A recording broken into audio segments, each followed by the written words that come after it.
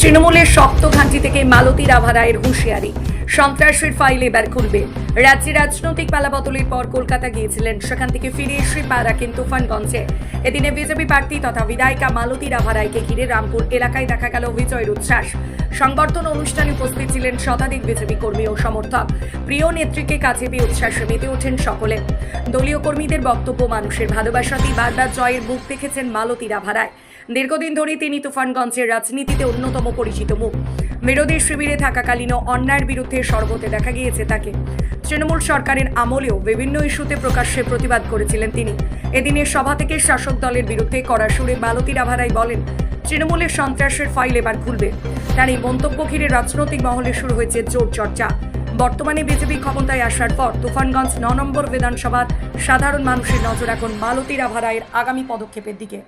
তৃণমূলের শক্ত ঘাঁটি, এখানে প্রচারে আসতে পারতেন না, আজকে সেই এলাকায় আসলেন বিধায়ক হওয়ার পর, শপথ গ্রহণের পর। প্রথম কি বলবেন?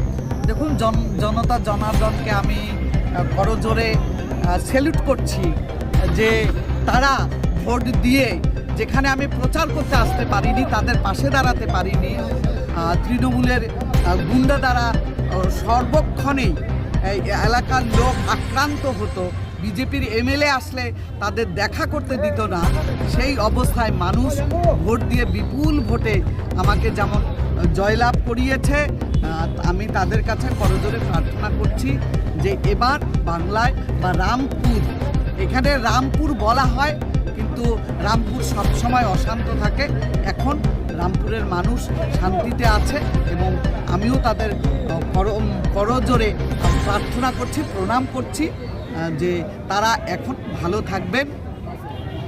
বিগত নির্বাচনগুলোয় অনেক কর্মী এখানে প্রাণ হারিয়েছিল, সেই কর্মীদের কি যে অভিযোগটা করা হয়েছে, সেই অভিযোগ কি ফাইল কি আবার পুনরায় খোলা হবে? আপনারা ইতিমধ্যে দেখতে পেয়েছেন যে তৃণমূলের গুন্ডারা, দুষ্কৃতকারীরা যারা প্রতি মুহূর্তে বিজেপি কর্মীদের ওপর নৃশংস নির্মমভাবে অত্যাচার করেছে, সেই তখন তো কেসেই নেওয়া হতো না, বা আমাদের কর্মীরা থানায় গেলে তার পুলিশ কেস নিত না, কেস রেজিস্টার করেনি, কাউকে ধরেনি, আমাকেও অবধি অনেকবার আটকিয়েছে, আমি কেস করে তাদের অ্যারেস্ট করাতে পারিনি।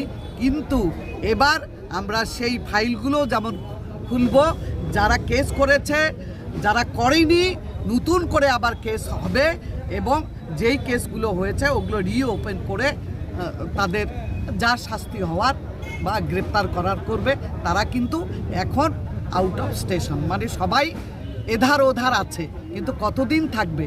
তারা যে মানুষের উপর নির্মম অত্যাচার করেছে তার শাস্তি তাকে ভোগ করতে হবে। নির্বাচনের আগে একটা প্রতিশ্রুতি ছিল যে জালধোয়া সেতু, কতদূর কাজ? অবশ্যই আমার শপথ নেওয়ার দিনেই আমি শপথ নিয়েই মনে মনে ভেবেছিও, যেমন তেমনি আমি জালধোয়া সেতু করার জন্য শপথেই নিয়েছি যে জালধোয়া সেতু আমার আমলে এই 5 বছরে আমি তৈরি করব। ইতিমধ্যে জালধোয়া সেতু নিয়ে কলকাতা অবধি আলোচনা হয়েছে।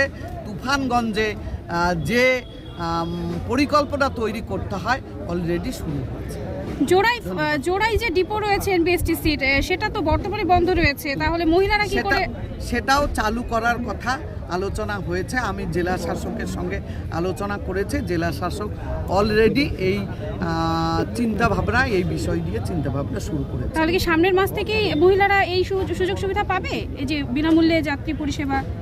গাড়ি ট্রান্সপোর্টের গাড়ি চালু হলেই পারবে, যেদিন চালু হবে সেদিন থেকেই তারা সে সুবিধা ভোগ করতে পারবে।